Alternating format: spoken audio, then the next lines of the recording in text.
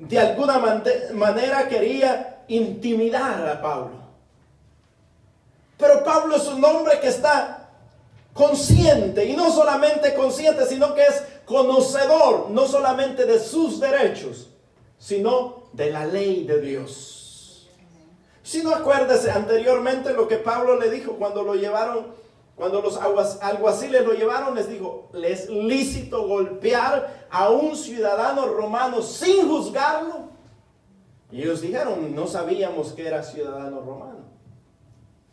Es decir, que Pablo es un hombre bien educado, bien instruido, conoce sus derechos como individuo, pero conoce la ley de Dios. Y le dice Pablo: ¿estás tú para juzgarme? ¿Estás sentado para juzgarme conforme a la ley? ¿Y mandas a golpearme? Entonces dice el versículo 4, los que estaban presentes dijeron: ¿al sumo sacerdote de Dios injurias? ¿Al sumo sacerdote de Dios injurias?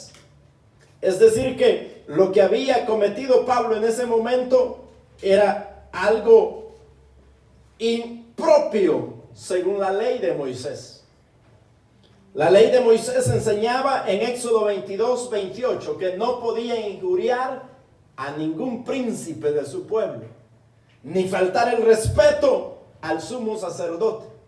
Entonces Pablo, en el versículo 5 dice: Pablo dijo: no sabía, hermanos, una vez más los vuelve a llamar hermanos, no sabía, hermanos, que era el sumo sacerdote.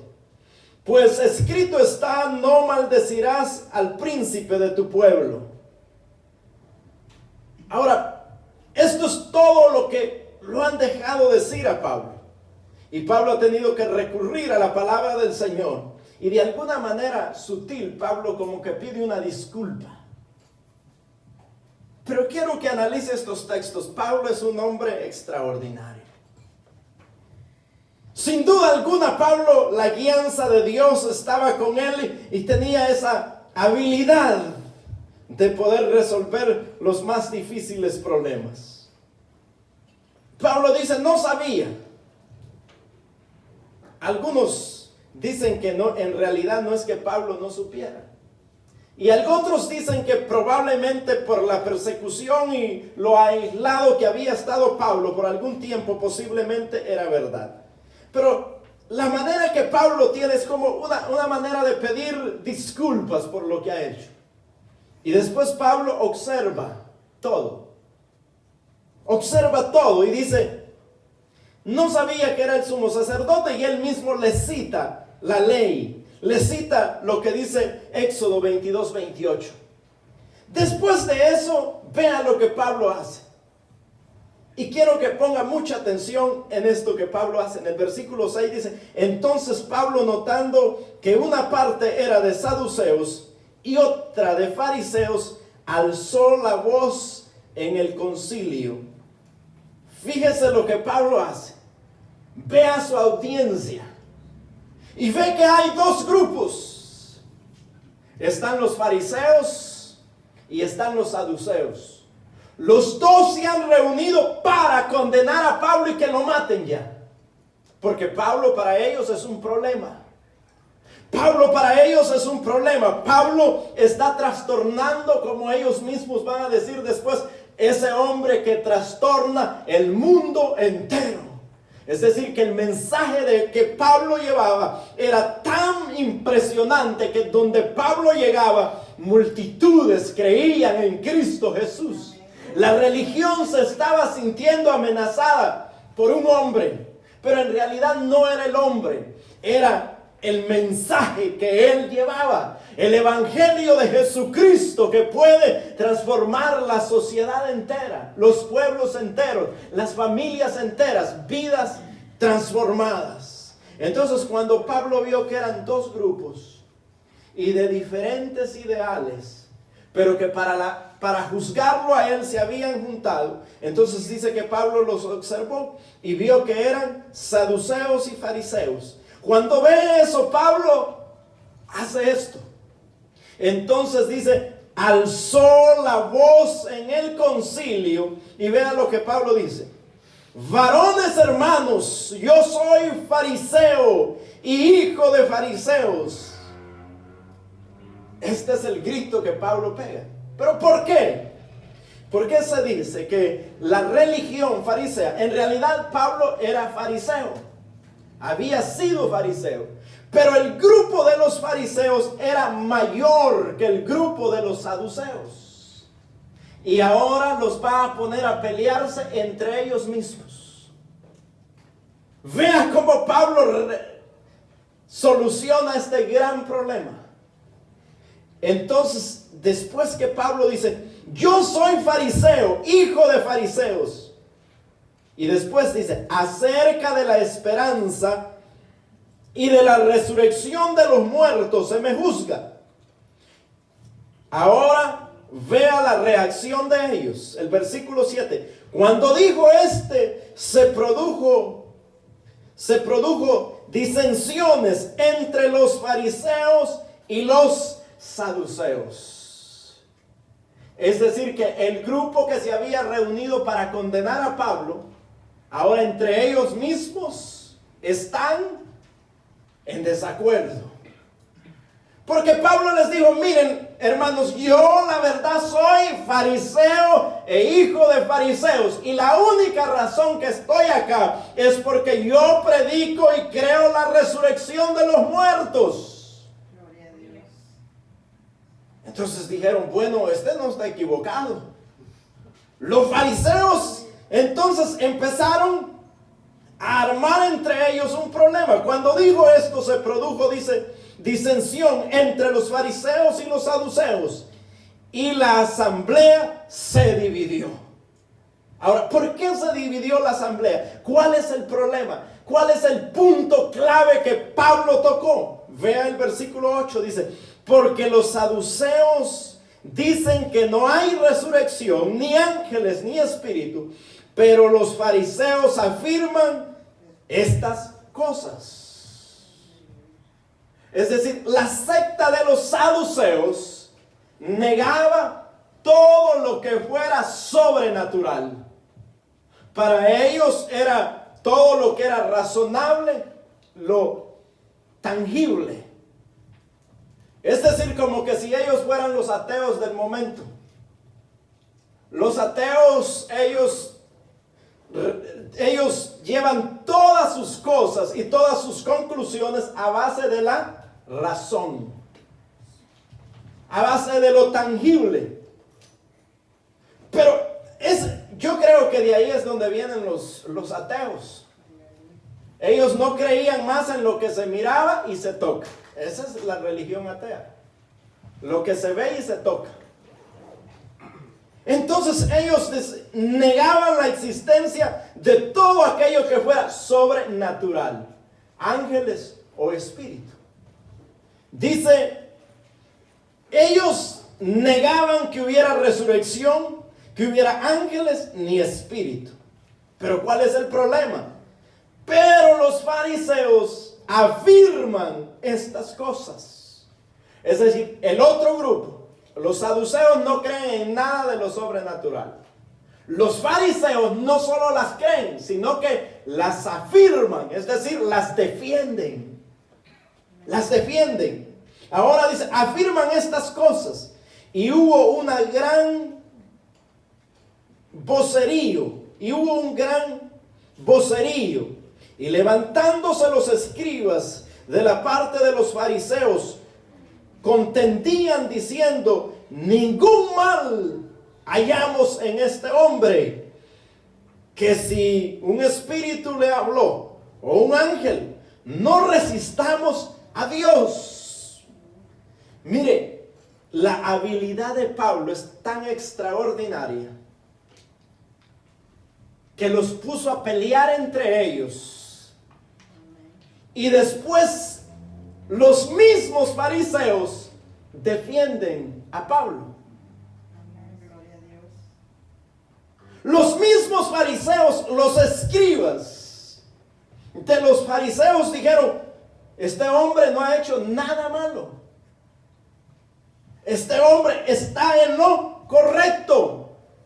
¿Para qué lo vamos a juzgar? Si un ángel le habló o si espíritu le habló, ¿para qué nos vamos a oponer a Dios? No resistamos a Dios. Si usted se da cuenta, de ahí en adelante Pablo no vuelve a decir nada. No vuelve a decir nada. Ahora, esto es importante para nosotros, cómo nosotros reaccionamos ante los conflictos. Cómo nosotros reaccionamos ante la verdad. Pareciera esto tiene parecido a cuando a Martín Lutero lo llevaron para que se retractara de todos sus escritos. Y él lo llevaron donde estaba el papado y toda el núcleo de ellos. Y le dijeron una sola cosa a Lutero: retráctese de todo y usted es libre. Entonces Lutero les dijo: si ustedes me convencen por la palabra y por la razón que yo estoy equivocado, entonces yo me retracto de todo lo que he dicho. Les digo, si ustedes por la palabra y por la razón me demuestran que estoy equivocado, entonces yo me retracto de todo. De lo contrario, les dijo, yo tengo que ser fiel a mi conciencia. Gloria a Dios. No pudieron hacer nada. No pudieron hacer nada porque los puso ante una realidad que ellos no podían negar. Que lo que aquel hombre había divulgado era simplemente la palabra de Dios. Y Pablo hace esto mismo. Lo que Pablo está predicando es que Jesús ha resucitado. Jesús ha resucitado. Y esa es la razón por la cual lo quieren enjuiciar. Pero ahora los fariseos se han puesto de su lado. El mayor grupo se puso de su lado. Gloria a Dios. Se puso de su lado y dijeron, no molestemos a este hombre. Y dice, y habiendo gran disensión, el tribuno determinó, teniendo temor de que Pablo fuese despedazado por ellos, mandó que dejasen soldados, que bajasen soldados y le arrebatasen de en medio de ellos y le llevasen a la fortaleza. A la noche siguiente se le presentó el Señor y le dijo, ten ánimo, Pablo, pues como has testificado de mí en Jerusalén, así es necesario que testifiques también en Roma. Gloria a Dios.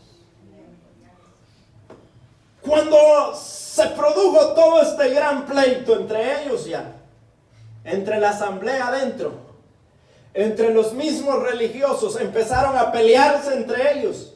Entonces el tribuno dice que tuvo temor que fueran a despedazar a Pablo, que cada quien quisiera agarrar un pedazo de Pablo y lo despedazaran en medio. Entonces mandó a que bajaran soldados y que lo llevaran a la fortaleza. Y estando Pablo ahí adentro, en esa noche, dice, a la noche siguiente se le presentó el Señor y le dijo, ten ánimo, Pablo, pues como has testificado de mí en Jerusalén, así es necesario que testifiques también en Roma. Hermano, este texto es extraordinario. Si usted ve en cada ocasión de la vida de Pablo, El Señor Jesús mismo es quien está guiando la vida de Pablo. Cuando Pablo se había de alguna manera aferrado a estar en Jerusalén y a predicarle a los hermanos en Jerusalén y a ganarse los hermanos de Jerusalén, entonces el Señor mismo se le presentó y le dijo: ve, porque yo te he enviado lejos a los gentiles. Es decir, Dios mismo vino a animarlo, y no solamente a animarlo, sino a conducirlo para el propósito que Dios lo tenía. Ahora hay un conflicto. Todos los judíos están contra Pablo. Todo el Sanedrín quiere que Pablo muera. Pero ¿sabe qué es lo más glorioso de la vida cristiana? Es que nosotros no dependemos de lo que los hombres quieran hacer con nuestra vida. Nosotros dependemos de la voluntad soberana de aquel Dios que nos llamó para servirle a Él. Nada en su vida va a pasar a menos que Dios así lo permita. No importa quién se levante contra usted, usted solo tenga ánimo. No, en otras palabras, no se desanime por nada. No se desanime por nada. Las palabras del Señor Jesús, sus primeras palabras son: Pablo, ten ánimo. Las cosas no se terminan acá. Ellos querrán terminar con tu vida, pero no es lo que ellos digan, es lo que Él había determinado hacer con la vida de Pablo.